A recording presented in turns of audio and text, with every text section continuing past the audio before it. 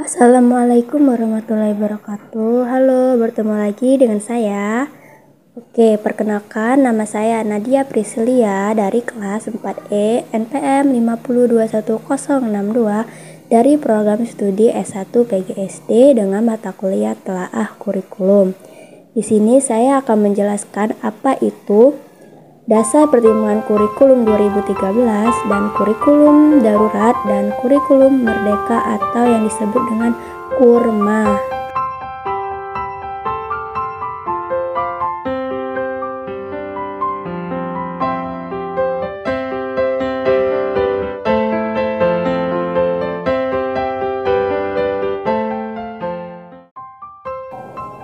Oke, selanjutnya saya akan menjelaskan Dasar Kurikulum 2013, Kurikulum Darurat, dan Kurikulum Merdeka atau yang disebut dengan KURMA. Yang A. Pengembangan Kurikulum 2013. Secara konseptual, pengembangan Kurikulum 2013 adalah suatu respon pendidikan terhadap kebutuhan masyarakat dan bangsa dalam membangun generasi muda bangsanya. Secara pedagogis, kurikulum adalah rancangan pendidikan yang memberi kesempatan untuk peserta didik mengembangkan potensi dirinya dalam suatu susunan belajar yang menyenangkan dan sesuai dengan kemampuan dirinya. Secara yuridis, pengembangan kurikulum 2013 adalah suatu kebijakan publik yang didasarkan kepada dasar filosofis bangsa dan keputusan yuridis di bidang pendidikan. Adapun karakteristik kurikulum 2013 yaitu 1. Isi atau konten kurikulum adalah kompetensi yang dinyatakan dalam bentuk kompetensi inti atau KI mata pelajaran dan dirinci oleh lebih lanjut ke dalam kompetensi dasar atau KD.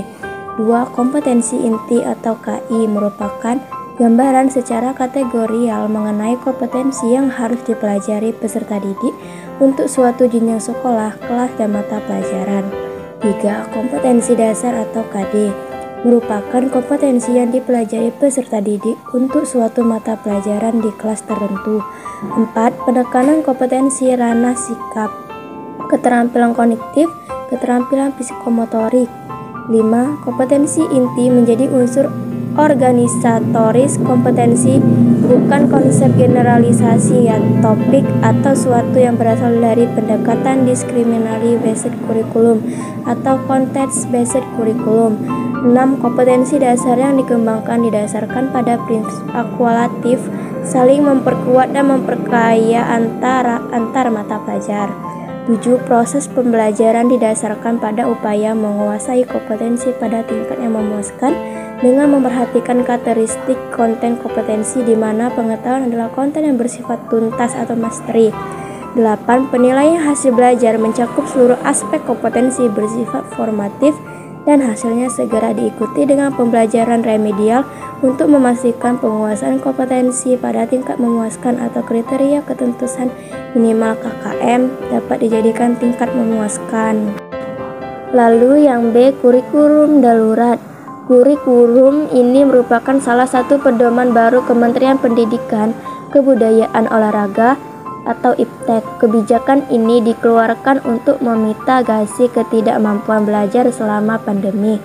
Kurikulum darurat ini bisa digunakan untuk jenjang pendidikan anak usia dini atau PAUD, SD, SMP, SMA, dan SMK. Adapun fungsi dan modul pembelajaran kurikulum, yaitu fungsi kurikulum darurat yang berfungsi sebagai penyederhanaan keterampilan dasar.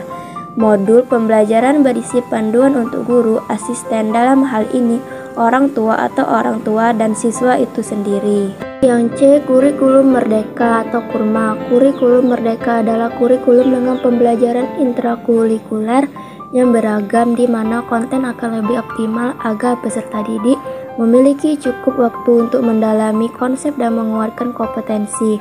Guru memiliki keleluasaan untuk memilih berbagai perangkat ajar sehingga pembelajaran dapat disesuaikan dengan kebutuhan belajar dan minat peserta didik. Adapun struktur-struktur di kurikulum merdeka didasari 3 hal, yaitu berbasis kompetensi, pembelajaran yang fleksibel, dan karakter Pancasila.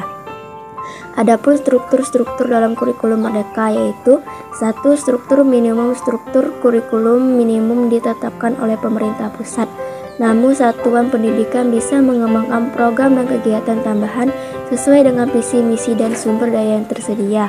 2. Otonom. Kurikulum memberikan kemerdekaan pada satuan pendidikan dan guru untuk merancang proses dan materi pembelajaran yang relevan dan kontekstual. 3. Sederhana. Perubahan dari kurikulum sebelumnya dibuat seminimal mungkin namun tetap signifikan. Tujuan, arah perubahan dan rancangannya dibuat jelas sehingga mudah dipahami sekolah dan pemangku kepentingan. 4. Gotong royong. Pengembangan kurikulum dan perangkat ajar adalah hasil kolaborasi puluhan institusi, diantaranya Kementerian Agama, universitas, sekolah, dan lembaga pendidikan lainnya. 5. Struktur perjenjang pembelajaran dengan kurikulum merdeka diatur berdasarkan jenjang yaitu PAUD, SD, SMP atau MTS, SMA atau MA, dan SMK atau MAK.